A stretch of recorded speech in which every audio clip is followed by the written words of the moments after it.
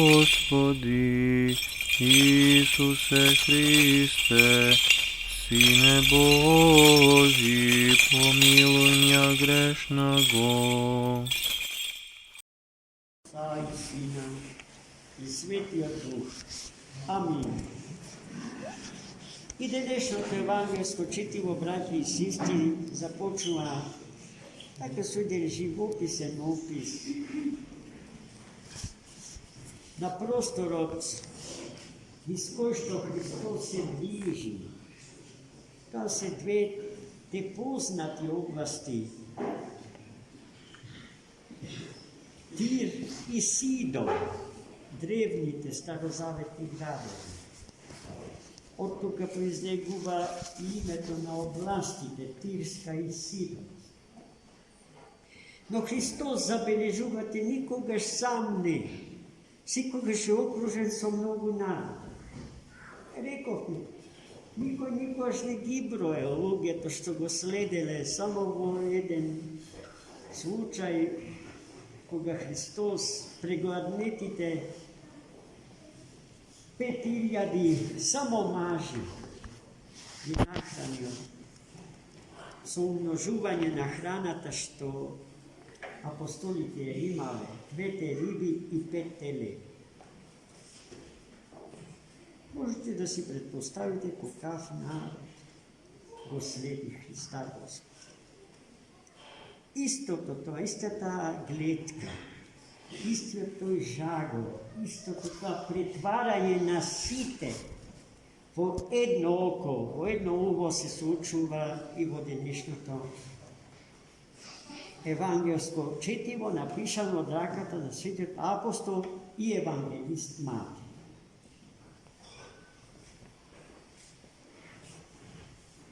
Но тоа што е специфично за денешниот евангелски настан е поведението на една жена хананејка, која што во тоа мноштво на луѓе прегласи, исповедајќи го Христа: Господи Исусе, Сине Божи, смилуј се на мене грешната. Истовремено ја бара помошта за својата тешко болна керка. Керка ми ја мачат бесот. Помогни ми, Исусе Христе. Христос се направил како да не ја слуша. Ја игнорирал, но од евангелското четиво разбрахме дека Христос тоа го прави намерно спремано, за да ја проведе нејзината вера, а која нема ќе се откаже. Ќе се повреди гордоста и суетата. Зошто? Тој кој што се може и кој што сите луѓе ги сака, не сака да ја обрне внимание. А таа навистина страда, зашто керка ни страда од премногу тешка душевна и духовна болест. И Христос продолжува да се движи, да разговара со луѓето, да им дава совети, полки, да ги лекува. А жената не престанува да ја бара помошта на Христос. И во еден момент апостолите го опоменале својот учител: Господ, помогни на ова жена да се спасиме од нејзиното настојчиво барање да и се помогне. И тогаш Христос ја повикал жената и кажал сега зборови кои што би можеле многу повеќе да ја соблазнат, бидејќи се во известна смисла и дискриминаторски.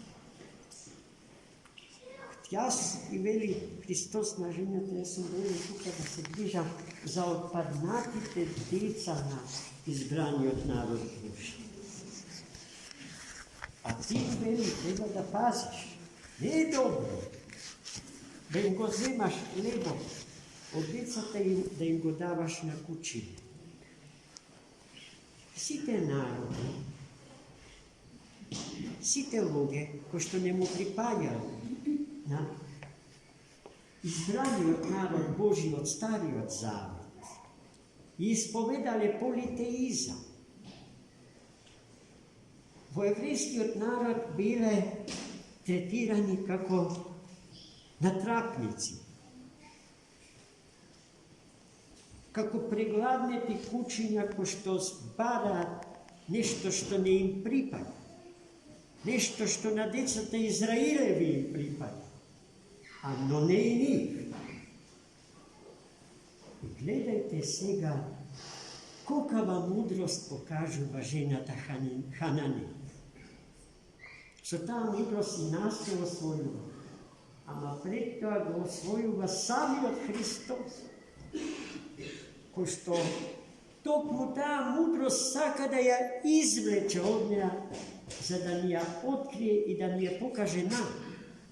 А Господи таа ни вели, па зарем и кучињата не се хранат од трошките што паѓаат од трпезата на нивните господари.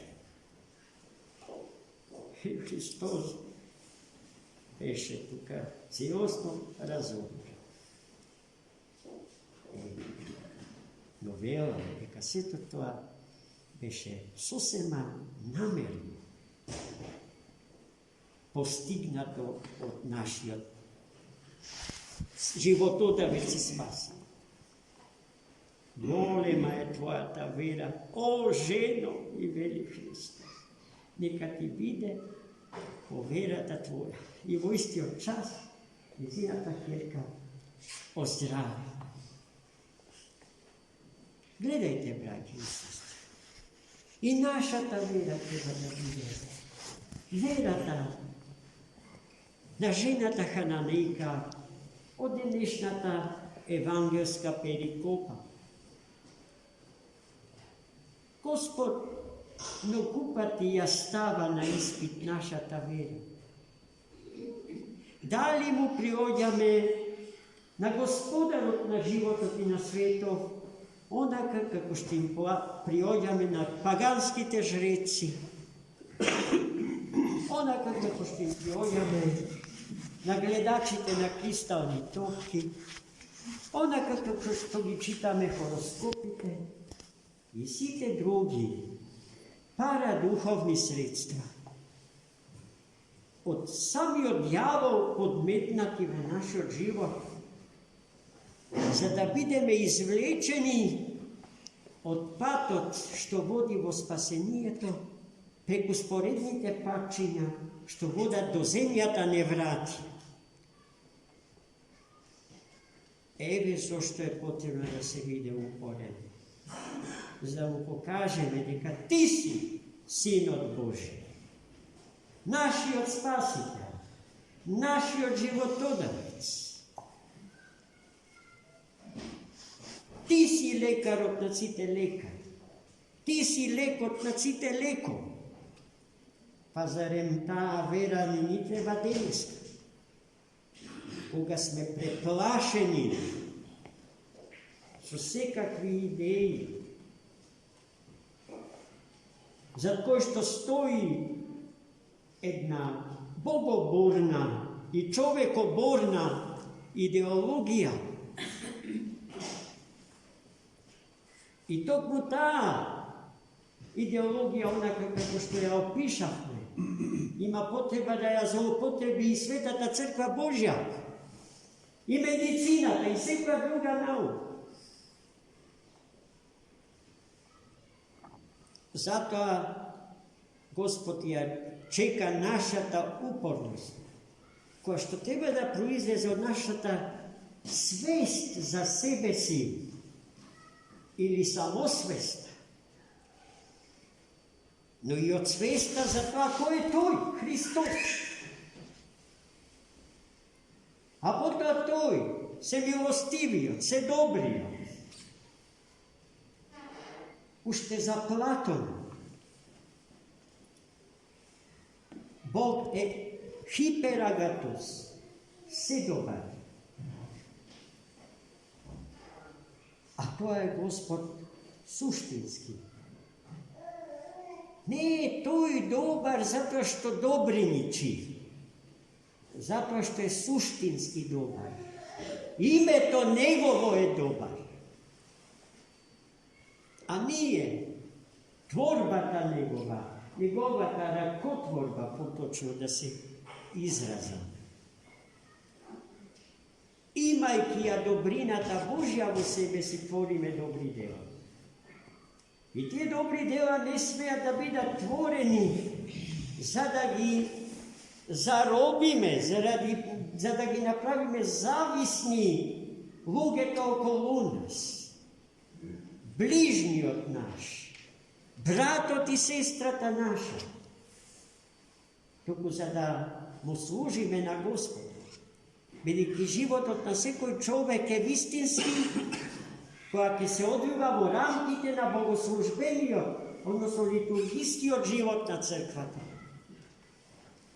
A kako liturgijski bitija, Bogu služime i Boga go slavime na rabotното mesto na koje što se naolja. So našата profesija, so našite umenja, proizlezeni od darbite, so ko što Bog ja ukrasio našata čovečka priroda i ličnost, treba da mu služime njemu i da go slavime njegu. Takvi Gospod ne saka. A on je što se takvi se slobodni od egoizma, od sebičnosti, od opasnosti da ja relativizirat единствената, вистинска вистина, koja što je cela i nedeljiva, проповедайки ја можноста od postojenjето на така наречените субјективни вистини. Според таа философија на антропоцентричниот свет, секој има право на своја вистина. Ако е тоа така, тогаш с Богом за апсолутната вистина, која што е Бог, а Бог е тој кој што најмногу ни смета, за да создадеме еден свет според својот собствен лик и според своето собствено подобие. Но траењето на тој свет е онолкаво што е траењето на таа човечка философија. Еднаш рековме,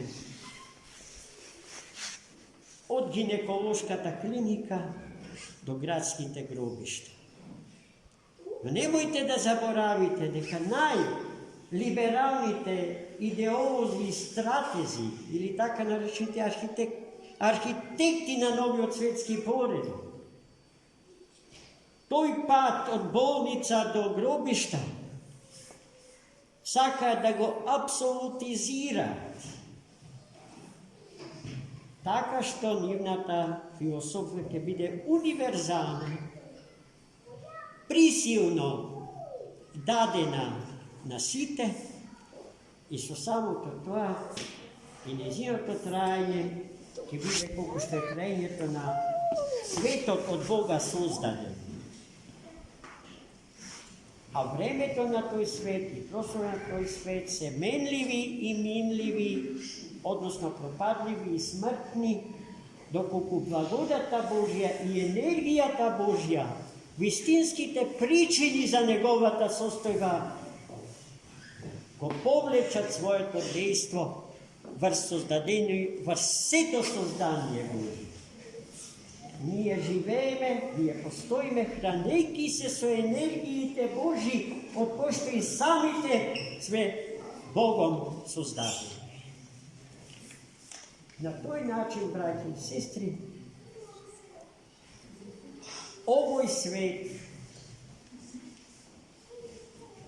онолку колку што гледаме, и оној дел што не го гледаме, а е многу поголем од овој што го гледаме, и претвораме во една така наречена